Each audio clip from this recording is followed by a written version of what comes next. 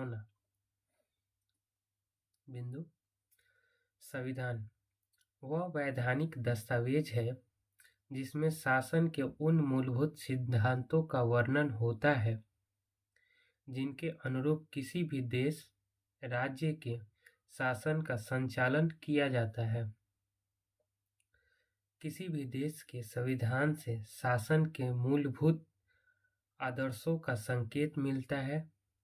साथ ही यह भी स्पष्ट होता है कि सरकार के विभिन्न अंग किस प्रकार से कार्य करेंगे तथा उनके बीच किस प्रकार का अंतर संबंध व शक्ति संतुलन होगा।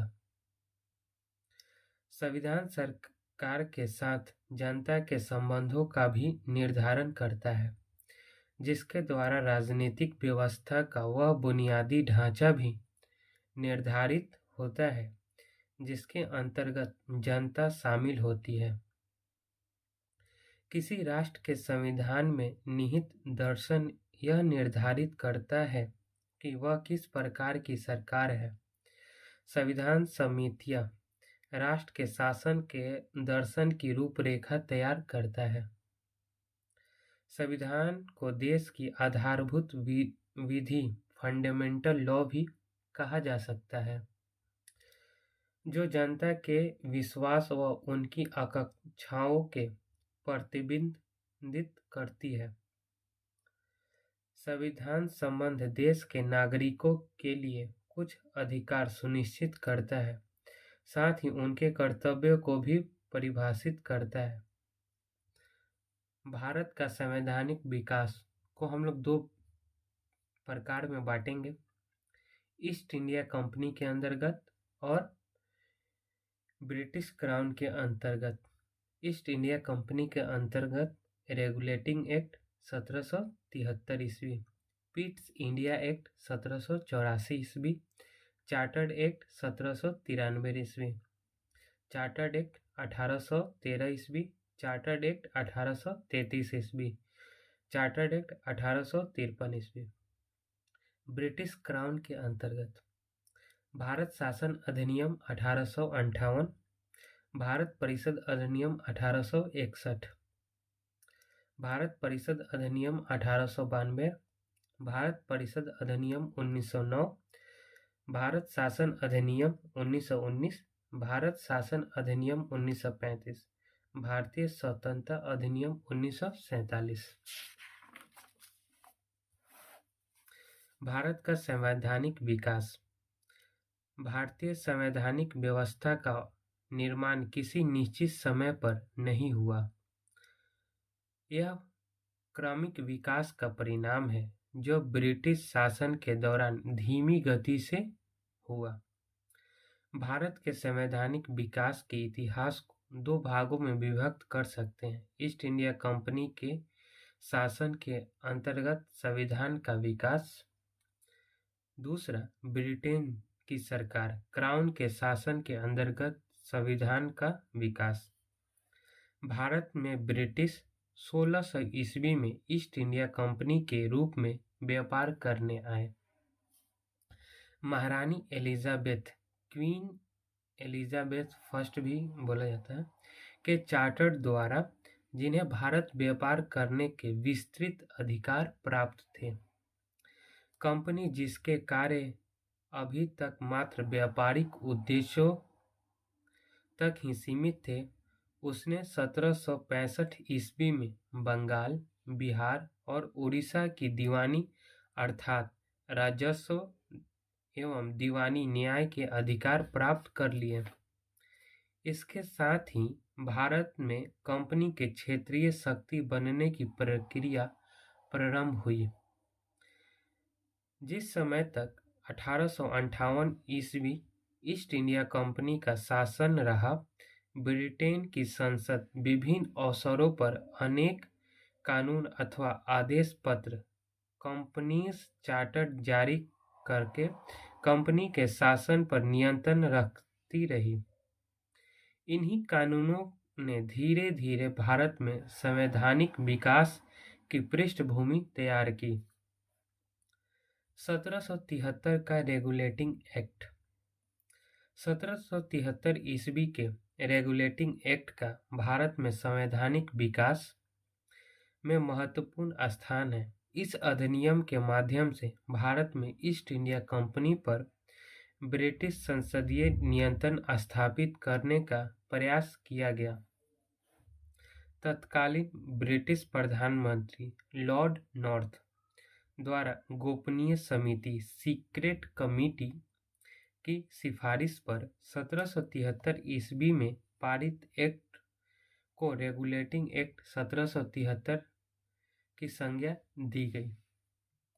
इस अधिनियम के माध्यम से ब्रिटिश सरकार ने स्पष्ट कर दिया कि भारत में कंपनी के अधिनियम क्षेत्रों पर शासन मात्र ब्रिटिश ईस्ट इंडिया कंपनी के व्यापारियों का निजी मामला नहीं माना जा सकता है। ब्रिटिश संसद को इस संदर्भ में आवश्यक कानून बनाने एवं निर्देश देने का पूरा अधिकार है। कंपनी के प्रशासन की देखरेख हेतु इंग्लैंड में 2 संस्थाएं, निर्देशक मंडल कोर्ट ऑफ डायरेक्टर और हितधारकों का मंडल कोर्ट ऑफ प्रोप्रिएटर्स। इस अधिनियम के द्वारा बंगाल के गवर्नर को गवर्नर जनरल कहा जाने लगा तथा इसकी सहायता के लिए 4 सदस्यीय कार्यकारी परिषद का गठन किया गया। इसके अंतर्गत पहले governor general Lord Warren Hasting थे। इसके द्वारा मद्रास, मुंबई के गवर्नर बंगाल के गवर्नर के अधीन हो गए, जबकि इसके पूर्व सभी प्रेसिडेंसियों के गवर्नर एक दूसरे से स्वतंत्र थे। इस अधिनियम के अंतर्गत 1773 ईस्वी कलकत्ता में एक उच्चतम न्यायालय की स्थापना की गई, जिसमें एक मुख्य न्यायाधीश और 3 अन्य न्यायाधीश थे। सर एलिजा इम्पे कलकत्ता स्थित उच्चतम न्यायालय के प्रथम मुख्य न्यायाधीश एवं जेम्स बर्ग, लिमेस्टर एवं हाइड 3 अन्य न्यायाधीश थे। इसके तहत कंपनी कर्मचारियों को निजी व्यापार करने एवं भारतीय लोगों से उपहार व रिश्वत लेना प्रतिबंधित कर दिया गया। इस अधिनियम के द्वारा ब्रिटिश सरकार का कोर्ट ऑफ डायरेक्टर्स के माध्यम से कंपनी पर नियंत्रण सशक्त हो गया। कंपनी के लिए भारत में अपने राजस्व, नागरिक और सैन्य मामलों की जानकारी ब्रिटिश सरकार को देना आवश्यक कर दिया गया। Pitt's India act 1784। यह अधिनियम कंपनी द्वारा अधिग्रहित भारतीय राज्य क्षेत्रों पर ब्रिटिश ताज क्राउन के स्वामित्व के दावे का पहला वैधानिक दस्तावेज था।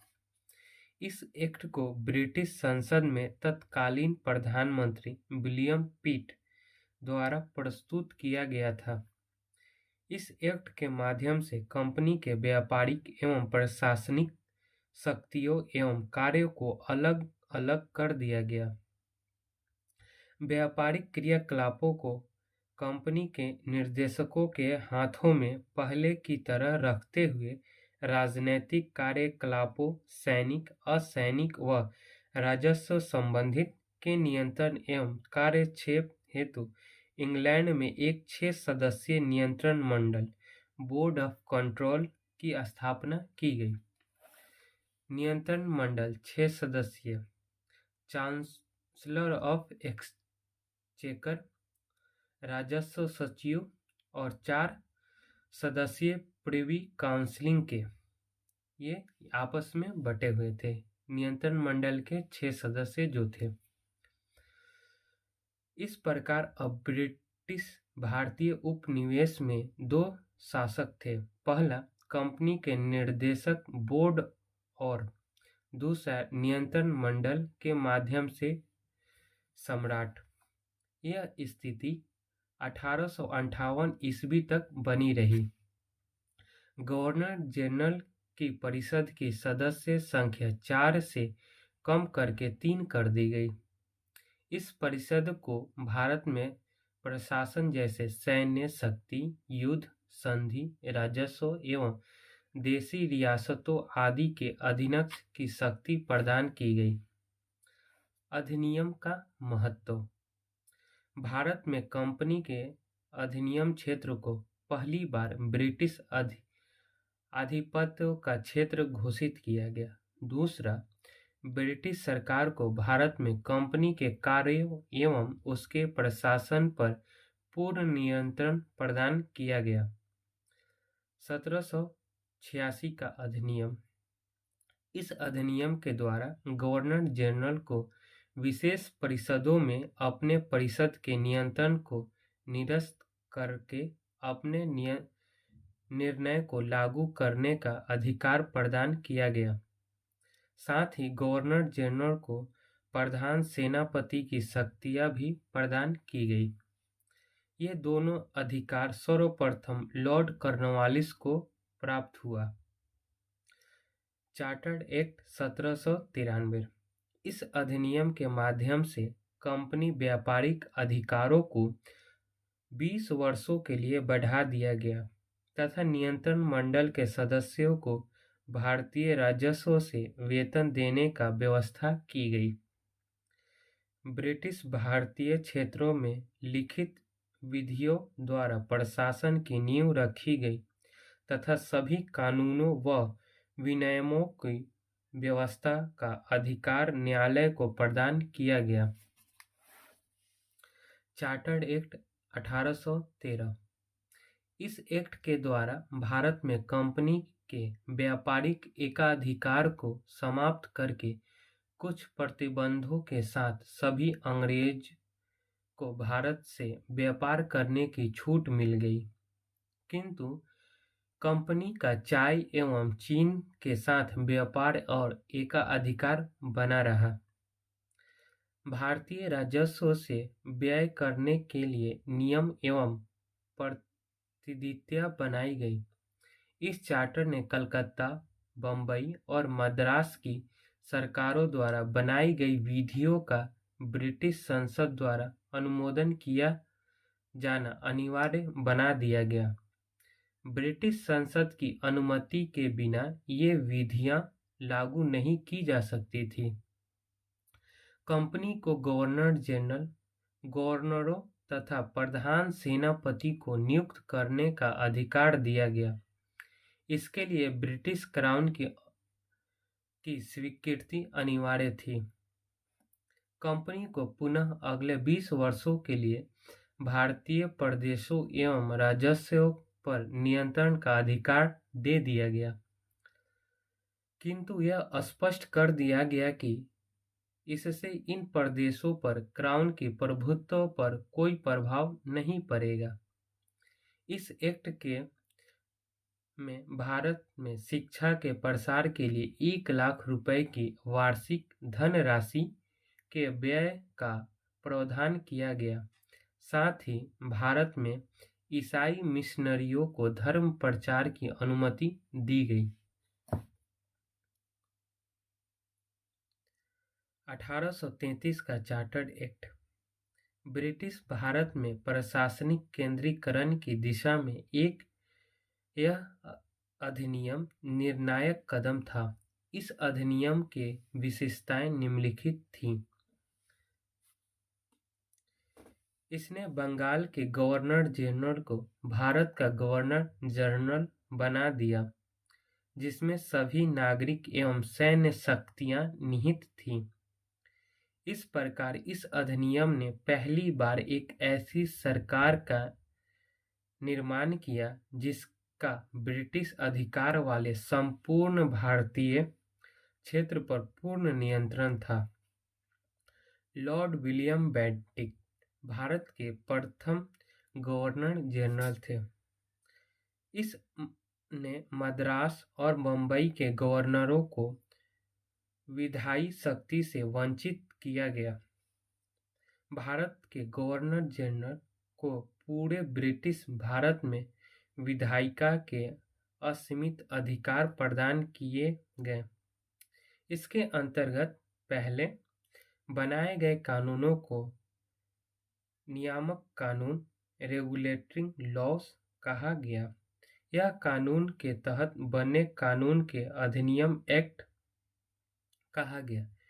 ईस्ट इंडिया कंपनी की एक व्यापारिक निकाय के रूप में की जाने वाली गतियों को समाप्त किया गया। अब यह पूर्ण रूप से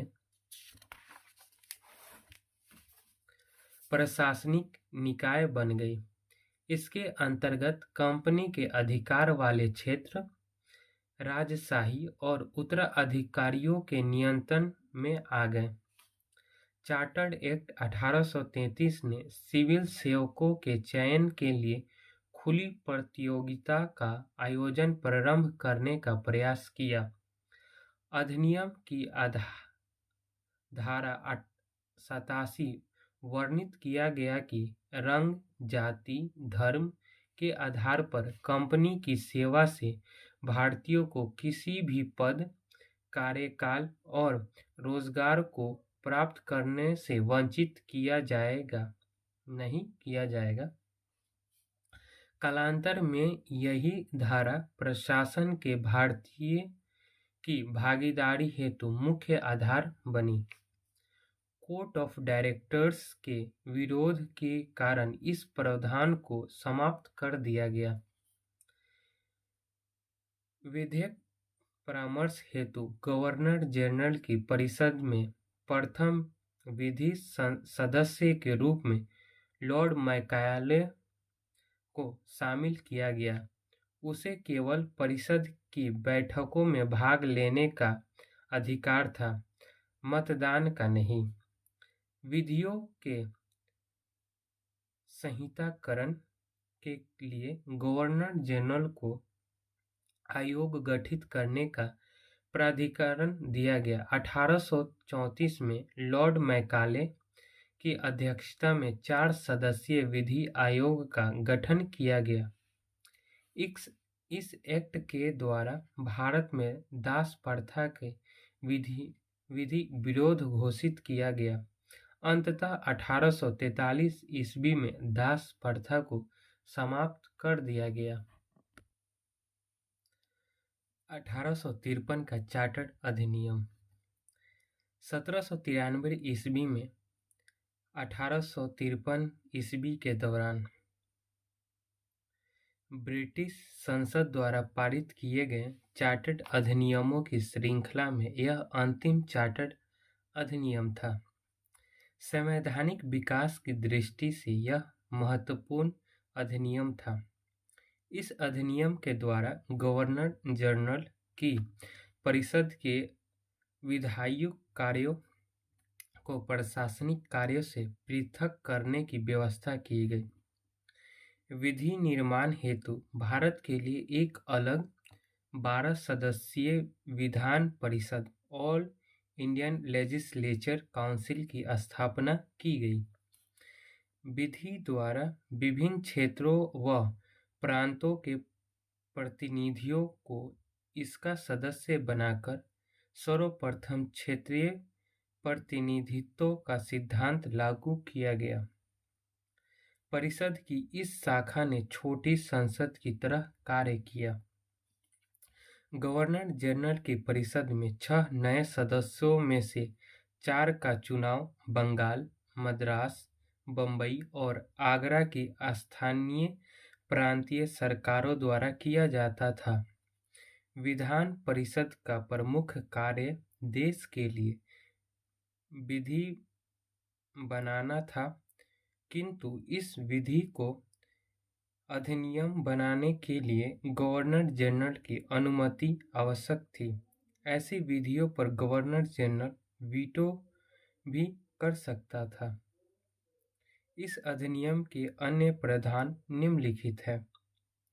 पहला, बंगाल के प्रशासनिक कार्यों के लिए पृथक लेफ्टिनेंट गवर्नर नियुक्त किए गए। दूसरा, विधि सदस्यों को गवर्नर जनरल की परिषद का पूर्ण सदस्य बना दिया गया।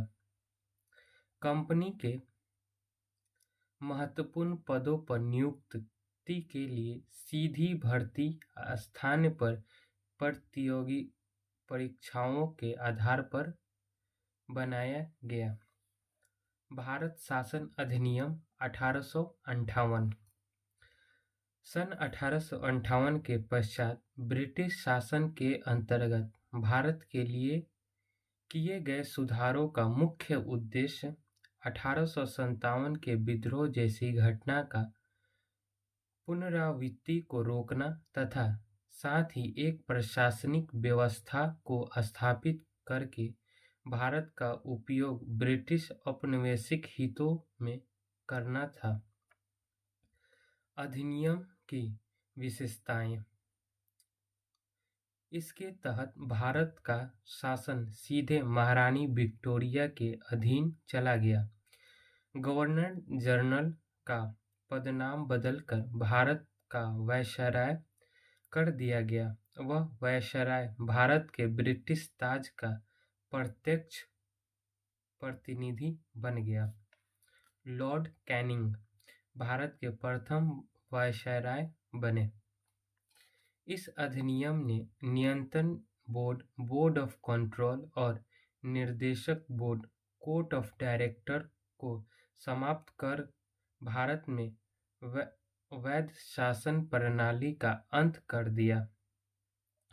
एक नए पद भारत के राज्य सचिव, secretary of state of India का सृजन किया गया, जिसमें भारतीय प्रशासन पर संपूर्ण नियंत्रण की शक्ति निहित थी। यह सचिव ब्रिटिश कैबिनेट का सदस्य था, जो ब्रिटिश संसद के प्रति उत्तरदायी था। भारत सचिव, secretary of state of India की सहायता के लिए 15 सदस्यों की एक भारत परिषद, इंडियन काउंसिल की स्थापना की गई। इस परिषद का मुख्य कार्य भारत सचिव को भारत के शासन के कार्य में परामर्श और सहायता देना था। अर्थव्यवस्था और अखिल भारतीय सेवाओं के विषय में भारत सचिव भारत परिषद की राय को मानने के लिए बाध्य था। अन्य सभी विषयों पर वह उसकी राय को मानने से इनकार सकता था। उसे अपने कार्यों की वार्षिक रिपोर्ट ब्रिटिश संसद के समक्ष अनिवार्यतः प्रस्तुत करनी पड़ती थी। 1 नवंबर 1858 को ब्रिटिश महारानी की घोषणा को भारतीय शिक्षित वर्ग ने अपने अधिकारों का मैग्ना कार्टा कहा। भारत परिषद अधिनियम 1861 1861 का भारत परिषद अधिनियम भारत में संवैधानिक विकास के इतिहास में 2 कारणों से विशेष महत्व रखता है। पहला, इस अधिनियम के द्वारा गवर्नर जनरल की परिषद में भारतीय प्रतिनिधियों को शामिल कर उन्हें विधायी कार्यों में सहयोग करने का अधिकार प्रदान किया गया तथा गवर्नर जनरल की विधायी शक्तियों को विकेंद्रीकरण, डिसेंट्रलाइजेशन कर दिया गया। दूसरा, प्रांतीय विधान परिषदों को विधि निर्माण का अधिकार प्रदान किया गया, जिससे प्रांतीय स्वायत्तता का प्रारंभ हुआ। गवर्नर जनरल की कार्यपालिका परिषद का विस्तार करते हुए इसमें विधि विशेषज्ञों के रूप में 5 सदस्य शामिल किया गया। गवर्नर जनरल की परिषद को विधि निर्माण की शक्ति प्राप्त थी। इस उद्देश्य के लिए केंद्रीय विधानमंडल से न्यूनतम 6 सदस्य तथा अधिकतम 12 सदस्य नामांकित किए जा सकते थे। इन नामांकित सदस्यों में से आधे सदस्य गैर सरकारी होते थे। तत्कालीन वायसराय लॉर्ड कैनिंग ने 1862 ईस्वी में नवगठित केंद्रीय विधान परिषद में निम्नलिखित 3 भारतीयों को नियुक्त किया। पटियाला के महाराजा नरेंद्र सिंह, वाराणसी के राजा देव नारायण सिंह तथा sir Dinkar Rao. Lord Canning ने विभागीय प्रणाली की शुरुआत की। इस अधिनियम के अनुसार बम्बई और मद्रास की विधान परिषद को कानून बनाने व उसमें संशोधन करने की शक्ति प्रदान की गई। इस अधिनियम द्वारा उत्तर पश्चिमी सीमांत क्षेत्र पंजाब तथा बंगाल में नई विधान परिषदों की स्थापना की। गवर्नर जनरल को अध्यादेश जारी करने की शक्ति प्रदान की गई, जो आपातकाल में 6 माह तक प्रभावी रह सकता था। उपयुक्त उद्देश्यों के होते हुए भी इस अधिनियम में निम्नलिखित कमियां थीं। विधान परिषद में गैर सरकारी सदस्यों की कोई प्रभावी भूमिका नहीं थी। वे न तो कोई प्रश्न पूछ सकते थे, न ही बजट पर चर्चा कर सकते थे। गवर्नर जनरल केंद्रीय तथा प्रांतीय विधान परिषद द्वारा पारित किसी विधेयक पर विशेषाधिकार अर्थात वीटो का प्रयोग कर सकता था। साथ ही ब्रिटिश संसद किसी भी विधि को अस्वीकार कर सकती थी। भारत परिषद अधिनियम 1892। इसके माध्यम से केंद्रीय और प्रांतीय विधान परिषद में अतिरिक्त गैर सरकारी सदस्यों की संख्या बढ़ाई गई। यद्यपि बहुमत सरकारी सदस्यों का ही रहता था। केंद्रीय विधानसभा के अतिरिक्त मनोनीत सदस्यों की संख्या कम से कम 10 और अधिक से अधिक 16 निश्चित की गई। इसमें से 10 सदस्यों को गैर सरकारी होना आवश्यक था। इस अधिनियम में गैर सरकारी सदस्यों की नियुक्ति हेतु अप्रत्यक्ष निर्वाचन प्रणाली का प्रावधान किया गया। विधान परिषद की शक्तियों के वृद्धि हेतु अब सदस्यों को आर्थिक नीति और बजट पर बहस करने की अनुमति प्रदान हुई, परंतु मतदान का अधिकार नहीं था। परिषद के सदस्यों को जनहित से संबंधित मामलों में कुछ सीमाओं के भीतर प्रश्न पूछने का भी अधिकार प्राप्त था। निर्वाचन पद्धति का आरंभ किया गया। इस अधिनियम का एक प्रमुख विशेषता है प्रांतीय परिषदों के गैर सरकारी सदस्य नगर पालिका, जिला बोर्ड, विश्वविद्यालय एवं वाणिज्य मंडल द्वारा अप्रत्यक्ष रूप से निर्वाचन किया जाते थे। भारत परिषद अधिनियम 1909। इस अधिनियम को मार्ले मिंटो सुधार के नाम से भी जाना जाता है। उस समय लॉर्ड मार्ले इंग्लैंड में भारत के राज्य सचिव थे तथा लॉर्ड मिंटो भारत में वायसराय थे। लॉर्ड मिंटो ने इस दिन को भारतीय इतिहास का युगांतर घटना कहा था। मार्ले मिंटो सुधार का लक्ष्य भारत परिषद अधिनियम 1892 के दोषों को दूर करना, मुस्लिम अल्पसंख्यकों को खुश करना तथा भारत में बढ़ते हुए उग्रवाद एवं क्रांतिकारी राष्ट्रवाद का सामना करना था। इस अधिनियम ने केंद्रीय और प्रांतीय विधान परिषदों के आकार में व्यापक वृद्धि की। केंद्रीय परिषद में सदस्यों की संख्या 16 से 60 हो गई, जबकि प्रांतीय विधान परिषद में इनकी संख्या अलग-अलग थी। इस अधिनियम ने केंद्रीय परिषद में सरकारी बहुमत को बनाए रखा, परंतु प्रांतीय परिषद में गैर सरकारी सदस्यों की बहुमत की अनुमति थी।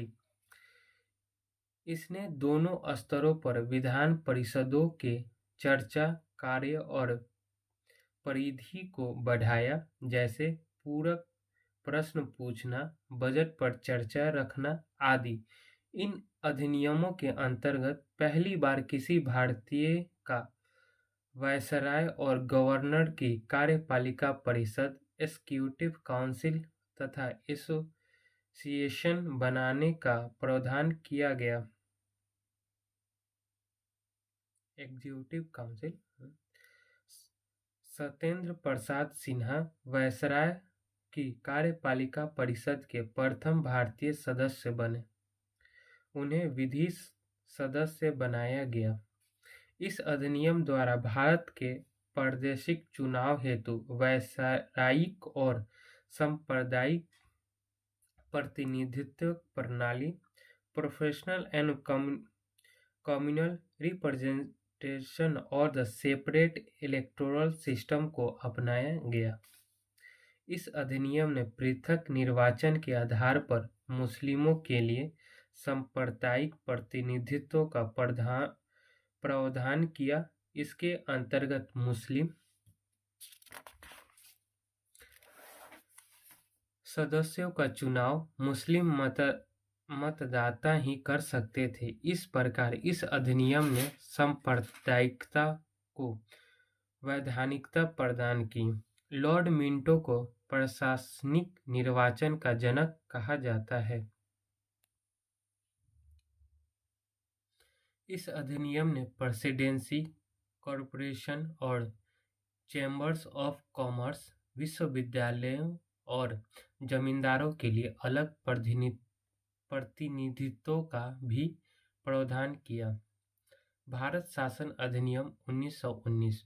1919 के अधिनियम को मॉन्टेस्क्यू चेम्सफोर्ड सुधार भी कहते हैं, क्योंकि इस अधिनियम के जन्मदाता भारत सचिव मॉन्टेस्क्यू और भारत के गवर्नर जनरल चेम्सफोर्ड थे। यह अधिनियम ब्रिटिश सरकार द्वारा सुधारों का एक और तथाकथित प्रयास था। 20 अगस्त 1917 ईस्वी को भारत सचिव लॉर्ड मॉन्टेस्क्यू ने यह घोषणा की, जिसमें भविष्य के सुधारों की ओर संकेत किया गया था। तत्कालीन संवैधानिक सुधारों की मांग, होम रूल आंदोलन, प्रथम विश्व युद्ध आदि अनेक कारणों से यह अधिनियम पारित किया गया। इस अधिनियम के आधार पर प्रांतों में प्रशासनिक रूप से उत्तरदायी सरकार की स्थापना की गई।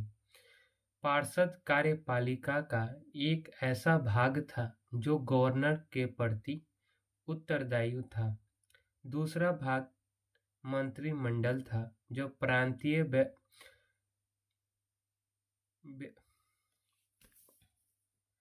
व्यवस्थापिका के प्रति उत्तरदायी था। इस अधिनियम द्वारा केंद्र में द्विसंसदात्मक विधायिका स्थापित की गई, अर्थात केंद्रीय विधान परिषद का स्थान राज्य परिषद उच्चतम सदस्य एवं विधानसभा निम्न सदस्य वाले द्विसदनात्मक विधानमंडल ने ले लिया। राज्य परिषद के सदस्यों की संख्या 60 थी, जिसमें 34 निर्वाचित एवं 26 मनोनीत होते थे तथा उनका कार्यकाल 5 वर्षों का था। केंद्रीय विधानसभा में 44 सदस्य थे, जिसमें से 104 निर्वाचित एवं 440 मनोनीत होते थे। इनका कार्यकाल 3 वर्षों का था। दोनों की शक्तियां समान थी, किंतु बजट पर स्वीकृति प्रदान करने का अधिकार केवल विधानसभा को था। केंद्रीय और प्रांतीय विषयों की सूची की पहचान कर एवं उनको पृथक कर राज्यों पर केंद्रीय नियंत्रण कम किया गया। केंद्रीय और प्रांतीय विधान परिषद को अपनी सूची के विषयों पर विधि बनाने का अधिकार प्रदान किया गया। 1919 ईस्वी के एक्ट की मुख्य विशेषताएं प्रांतों के वैध शासन डायरकी की स्थापना थी। इसके लिए केंद्रीय और प्रांतीय विषयों को पृथक किया गया। इसके पश्चात प्रांतीय विषयों को पुनः दो भागों में बांटा गया। प्रांतीय विषयों के दो भाग आरक्षित विषय राजस्व, न्याय, वित्त एवं पुलिस आदि, हस्तांतरित विषय स्थानीय स्वशासन, शिक्षा एवं कृषि, स्वास्थ्य आदि। आरक्षित विषय का शासन गवर्नर अपनी परिषद के सदस्यों की सलाह से करता था तथा हस्तांतरित विषयों का शासन गवर्नर भारतीय मंत्रियों की सलाह से करता था। इस अधिनियम ने सांप्रदायिक आधार पर सिखों, भारतीयों, ईसाइयों, एंग्लो भारतीयों और यूरोपियों के लिए पृथक निर्वाचन के सिद्धांत का वास्तविक कर दिया। इस अधिनियम ने एक लोक सेवा आयोग के गठन का प्रावधान किया। इसी के परिणाम स्वरूप 1926 ईस्वी में सिविल सेवकों की भर्ती के लिए केंद्रीय लोक सेवा आयोग का गठन किया गया। इस अधिनियम ने पहली बार केंद्रीय बजट को राज्य के बजट से अलग कर दिया तथा राज्य विधानसभाओं को अपना बजट स्वयं बनाने के लिए अधिकृत कर दिया गया। इसके अंतर्गत एक संवैधानिक आयोग का गठन प्रावधान किया गया, जिसका कार्य अधिनियम लागू होने के लिए 10 वर्षों के बाद जांच करके अपनी रिपोर्ट प्रस्तुत करना था।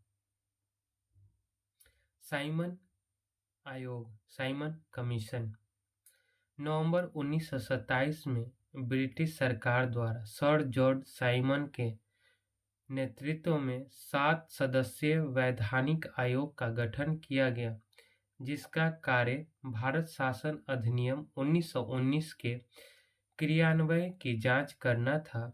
इस आयोग ने सभी सदस्य अंग्रेज थे, अतः अधिकांश भारतीयों द्वारा इसका विरोध किया गया।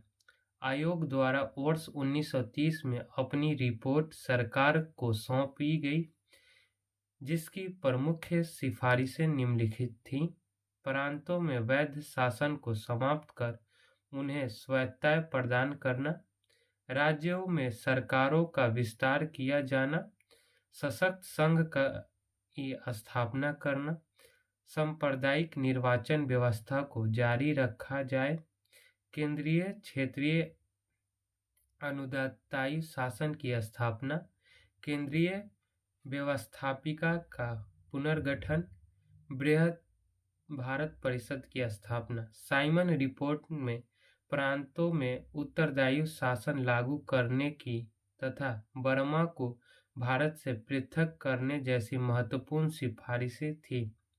साइमन रिपोर्ट आगे चलकर 1935 के भारतीय शासन अधिनियम का आधार बना। भारत शासन अधिनियम 1935 को हम लोग अगले अपने लेक्चर में सुनेंगे। तब तक का have a good day. Thank you very much.